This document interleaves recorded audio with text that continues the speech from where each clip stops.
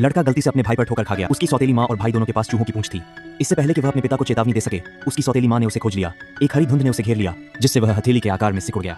उसके हाथ में लकड़ी की तलवार 1000 पाउंड के बराबर भारी महसूस हो रही थी। एक झपकी में लड़का एक कठपुतली बन गया, जो यूरोपीय क्रिसमस का एक क्लासिक प्रतीक है, जिसे अच्छे भाग्य लाने वाला माना जाता है। फिर भी उसके निर्दयी परिवार ने उसे खिड़की से बाहर फेंक दिया। तब से राज्य चूहों से भर गया, जबकि जैक चुपचाप अज्ञात क्षितिज की ओर बढ़ गया। सालों बाद जैक एक अमीर व्यापारी के हाथों में आ गया। उस क्षण व्यापारी मंच पर जीना से मोहित हो गया। अपने प्रेम को व्यक्त करने के लिए उसने उसे कठपुतली उपहार में दी, लेकिन जीना ने कोई रुचि नहीं दिखाई, जब तक व्यापारी ने खुलासा नहीं किया कि उसके दिवंगत पिता ने उसे एक विशाल हण चुकाना है। अगर उसने उससे शादी नहीं की तो उसकी मां जेल चली जाएगी। जीना ने लकड़ी की कठपुतली को पकड़ा। उसके दिल में क्रोध भड़क उठा। परिवार की तस्वीर को देखते हुए आंसू गिर पड़े। उसे बचपन में लौटने की कितनी इच्छा थी। तभी एक शूटिंग स्टार रात के आसमान में चमकी, जो सुनहरे प्रकाश में बदल गई, जो उसे घेर लिया। जब जीना ने फिर से अपनी आंखें खोली तो उसने पाया कि वह लघु आकार में सिकुड़ गई है। एक कप बिल्ली कुछ भी एक घातक खतरा बन सकता है।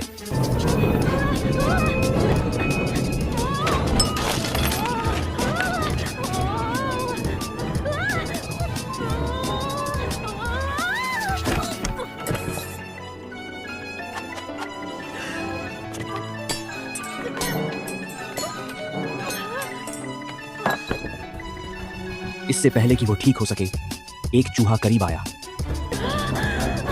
फिर वो लकड़ी की कठपुतली, जिसे उसने फेंक दिया था, कार्रवाई में कूद गई, चूहे से लड़ते हुए। जब दोनों खतरे में फंसे हुए लग रहे थे, एक भेड़ आगे बढ़ी। चूहे को धक्का देते हुए जीना की गुड़िया, टर्की और जादूगर सभी जीवित हो गए। यह पता चला कि उसकी क्रिसमस की इच्छा ने सभी खिलौनों को जीवन दिया था।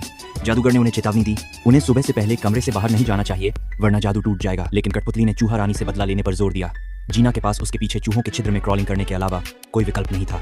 सुरंग के अंत में एक उदास महल था। दूर से महल को देखते हुए नटक्रैकर को आखिरकार याद आया कि वह कभी एक राजकुमार था, जिसे अपनी सौतेली माँ के रहस्य को उजागर करने के बाद इस दुनिया में फेंक दिया गया था। जीना ने उसे अपना राज्य पुनः प्राप्त करने में मदद करने का संकल्प लिया। वह महल में घुसे, चूहों को काबू करने के लिए जादुई बांसुरी की तलाश में, केवल यह जानने के लिए कि अब मनुष्य चूहों द्वारा गुलाम बना दिए गए। यह उलटा हुआ संसार गहराई से विडंबनापूर्ण साबित हुआ। चूहों को शक्ति की स्थिति में रखकर प्राधिकरण और दमन के विषयों का अन्वेषण किया।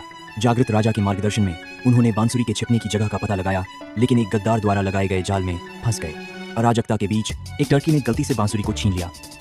जीना ने इसे पकड़ने के लिए कूद लगाई और इसे राजा को सौंप दिया।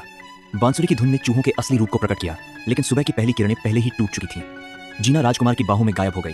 जब वह जागी तो जीना अपने कमरे में लेटी थी। अपनी मां को बचाने के लिए जीना ने अमीर व्यापारी से शादी करने का संकल्प लिया। शादी के समारोह में एक परिचित आकृति प्रकट हुई। राजकुमार ने अपनी यादों का पीछा करते हुए उसे खोज निकाला, और भी अप्रत्याशित रूप से उसने पहले ही व्यापारी की पूरी संपत्ति हासिल कर ली थी, जिससे खतरा पूरी तरह से बेकार हो गया।